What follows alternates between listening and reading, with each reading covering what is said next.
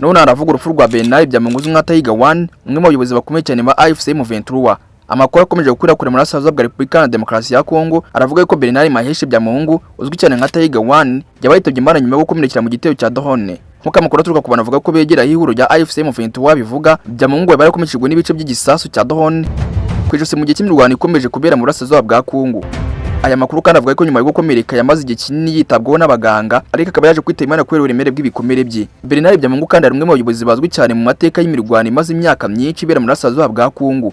Mbere yo kwinjira mu nyeshyamba yari ofisiye mu ngaza Republika na Demokarasi ya Kongo FARDC aho ngo yagize no kuyobora ibikorwa bya gisirikare mu gace ka Uvira muri Sud Kivu. Mu mwaka wa 2012 ubwo ni na 12 kwaje kwinjira muri M23 ubwo umutwaro umaze kwigaragaza nk'imwe mu mitwe yitwaje intwaro ari ifite imbaraga cyane muri North Kivu. Akimara kwinjiramo ngo M23 arishise maze bayikubitira harebe inzega Byamungu ahita afatwa araburanishwa ndetse aza kuza no gufungwa. Muri 2019 ubwo ni na 19 ngo yaje kurekurwa mu rwego rwa gahunda za politiki zari zigamije kugabanya amakimbirane ndetse no gufungura amwe mu bantu bari bafunzwe kubera impamvu za politiki cyangwa se z'umutekano. Mu mwaka wa 2020 ubwo ni 2022 ngo wongeye kugaragara mu bice byari byarafashwe na M23.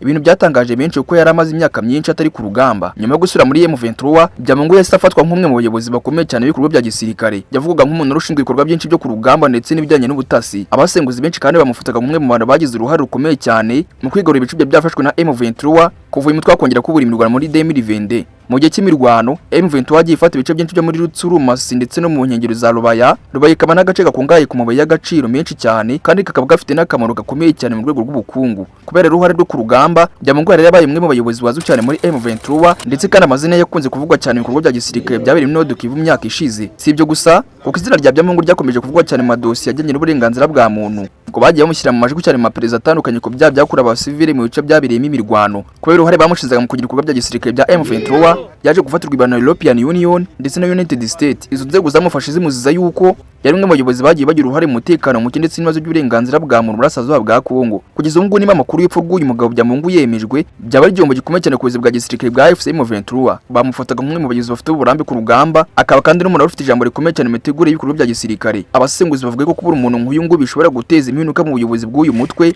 cyane cyane muri iki gihe cy'imirwano ikomeje gukaza umurego mu bice bya Masisi, Rutsuru ndetse n'ahandi muri North Kivu. Acyakura abandi bavuga yuko imitwe yitwaje intwara kenshi kunze kugira uburyo bwo gusimbuza abayobozi bayo bityo ko ingaruka z'igihe kirekire zizaterwa n'uburyo ubuyobozi bwa AFC M23 buzahita bwitwara nyuma y'ayo makuru. Mu gihe kandi imirwano ikomeje muri South bwa Kongo amaso ya benshi akomeje kura nimba aya makuru azemezwa ku muryango ndetse n'impande bireba ndetse n'ingaruka bishobora kugira ku rugamba rukomeje muri North Kivu. Tega wani Byamungu Imana mwakiri mu bayo tumwifuje kugira uko ridashira. Babwira ni KARABAYE mu nyina cyari mwe Nyabari Obedi.